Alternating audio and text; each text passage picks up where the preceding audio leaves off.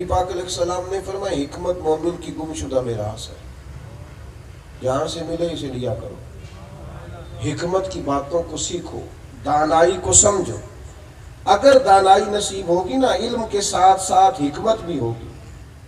تو پھر کیا ہوتا ہے، جو لوگ دانا ہوتے ہیں وہ تحمل مزاج ہوتے ہیں، بڑے دل والے ہوتے ہیں، بڑے حوصلے والے ہوتے ہیں، ان کے مزاجوں کے اندر ہم نے نا، یہاں چونکہ بزرگ بیٹھے ہیں میں زیادہ باتیں کر بھی نہیں سکتا، ہم نے نا 2 4 5 چیزوں میں بعض چیزوں کو بند کر دیا۔ میں نے اللہ کے فضل سے شروع سے داڑھی رکھی ہے، اور امامہ بھی شروع سے باندھا ہے، مسواک بھی بڑی عظیم سنت ہے، بڑی عظیم، یہ اللہ تعالیٰ نے اس کے اندر بڑی برکتیں رکھی ہیں، لیکن صرف یہی 3 4 سنتیں نہیں حضور کی،